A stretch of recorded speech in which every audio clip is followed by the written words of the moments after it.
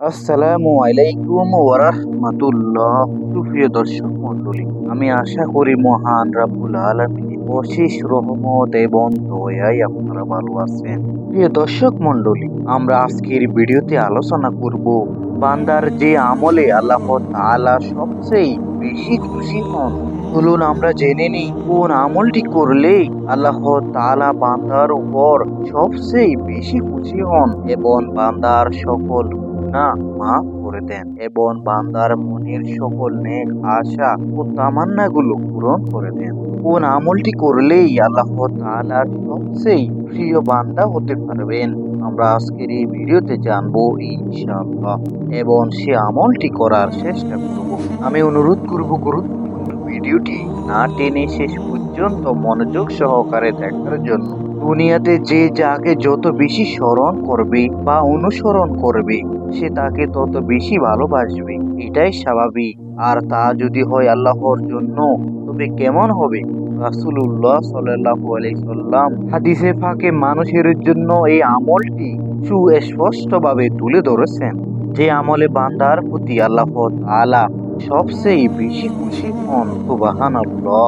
মানুষের কল্যাণে ইসলামের সুমহান আদর্শ তুলে ধরতে রাসূলুল্লাহ সাল্লাল্লাহু আলাইহি সাল্লাম হাদিসে অনেক নসিহত পেশ করেছেন, যাতে মানুষ নিজেকে কল্যাণের পথে, উন্নতির পথে পরিচালিত করতে পারে, গুনাহমুক্ত জীবন যাপনে নিজেকে তৈরি করতে পারে, হতাশা থেকে বেঁচে থাকতে পারে। হাদিসে কুরসিতে এসেছে, হযরত আনাস ইবনে মালিক রাদিয়াল্লাহু তাআলা আনহু বর্ণনা করেন, আমি রাসূলুল্লাহ সাল্লাল্লাহু আলাইহি সাল্লামকে বলতে শুনেছি, আল্লাহ বলেন, হে আদম সন্তান, যতক্ষণ পর্যন্ত তুমি আমার কাছে দোয়া করতে থাকবে এবং আমার কাছে প্রত্যাশা করতে থাকবে, ততক্ষণ পর্যন্ত আমি তোমার গুনাহ ক্ষমা করতে থাকবো। সুবহানাল্লাহ। তোমার গুনাহের পরিমাণ যত বেশি এবং যত বড়ই হোক না কেন, এই গুনাহের পরিমাণ যদি আসমান পর্যন্ত পৌঁছে যায় এবং তুমি যদি আমার কাছে ক্ষমা চাও,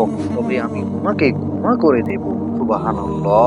এই ব্যাপারে আমি কোনো ব্যক্তির পরোয়া করব না। সুবহানাল্লাহ। প্রিয় দর্শক, মহান আল্লাহ তাআলা কুরআন কারিমে ইরশাদ করেন, বান্দা যত গুনাহ করুক না কেন, আল্লাহ তাআলার কাছে ফিরে আসলেই, ক্ষমা চাইলে আল্লাহ তাআলা বান্দার সকল গুনাহ সাথে সাথে মাফ করে দেন। সুবহানাল্লাহ।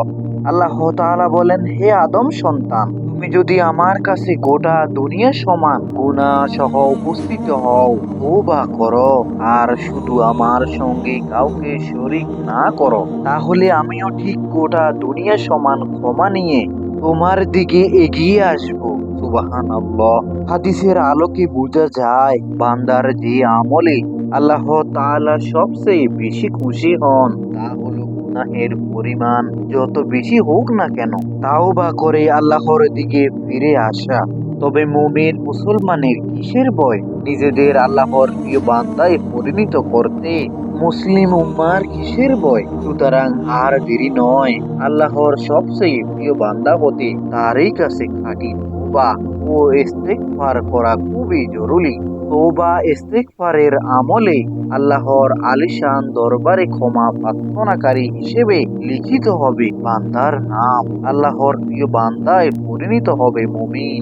রাসূলুল্লাহ সাল্লাল্লাহু আলাইহি সাল্লাম উম্মতে মুহাম্মাদের জন্য আল্লাহর সবচেয়ে প্রিয় বান্দা হতে তার আলিশান দরবারে তওবা ও ইস্তেগফারের অনেক আবেদন বর্ণনা করেছেন। আমরা তা থেকে আজকের একটি দোয়া আপনাদের সাথে তুলে ধরব ইনশাআল্লাহ। রাসূলুল্লাহ সাল্লাল্লাহু আলাইহি সাল্লাম বলেছেন, যে ব্যক্তি বলবে, আস্তাগফিরুল্লাহাল্লাযী লা ইলাহা ইল্লা হুয়াল হাইয়ুল কাইয়্যুম ওয়া আতুবু ইলাইহি, অর্থ, আমি আল্লাহর কাছে ক্ষমা চাই, তিনি ব্যতীত কোনো মাবুদ নেই, তিনি চিরঞ্জীব, চিরপ্রতিষ্ঠিত, এবং তার কাছে তওবা করি। এই আস্তাগফিরুল্লাহ পরে আল্লাহ তাআলার কাছে যে বান্দা দোয়া করবে, ক্ষমা চাইবে, আল্লাহ তাআলা তার যত গুনাহ হোক না কেন আল্লাহ তাআলা সাথে সাথে মাফ করে দেন। সুবহানাল্লাহ।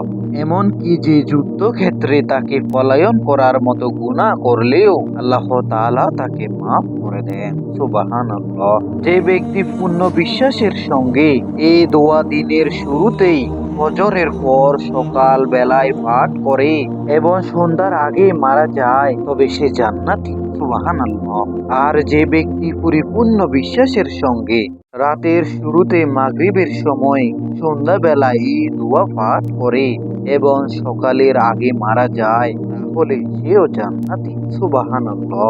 হাদিস বুখারী। সুতরাং মুমিন মুসলমানের জন্য কোনো হতাশা নয়, ছোট একটি সহজ আমলেই বান্দা হয়ে যাবে আল্লাহর সবচেয়ে প্রিয় বান্দা। আর তাতে রয়েছে বান্দার দুনিয়া ও পরকালের মুক্তির সফলতা। সুবহানাল্লাহ। তাই আল্লাহ তাআলার প্রতি অবিচলিত আস্থা এবং বিশ্বাসের সঙ্গে ইস্তিগফার পড়া, তাওবা করা জরুরি। কেননা মুমিনের একমাত্র পথই হচ্ছে আল্লাহর দরবারে ইস্তিগফার পড়া, তাওবা করা। রাসূলুল্লাহ সাল্লাল্লাহু আলাইহি সাল্লাম বলেছেন, পাপের কাফফারা হলো অনুতপ্ত হওয়া, আর অনুতপ্ত হচ্ছে তাওবা করা।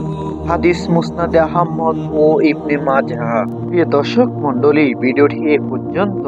আমরা আজকের এই ভিডিওতে আলোচনা করেছি যে আমলের মাধ্যমে আল্লাহ তাআলার সবচেয়ে প্রিয় বান্দা হওয়া যায়। আপনাদের যদি কোনো প্রশ্ন থাকে অবশ্যই কমেন্ট বক্সে জানাবেন এবং ভিডিওটি ভালো লাগলে অবশ্যই একটি লাইক করে দিন। আল্লাহ তাআলা মুসলিম উম্মাহকে উল্লেখিত হাদিসের উপর আমল করার তৌফিক দান করুন। ইস্তিগফার ও তাওবার মাধ্যমে গুনাহমুক্ত জীবন লাভ করে দুনিয়া ও পরকালের সফল দান করুন। মহান আল্লাহর একান্ত ভালোবাসা লাভ ও প্রিয় বান্দা হওয়ার তৌফিক দান করুন। আমিন।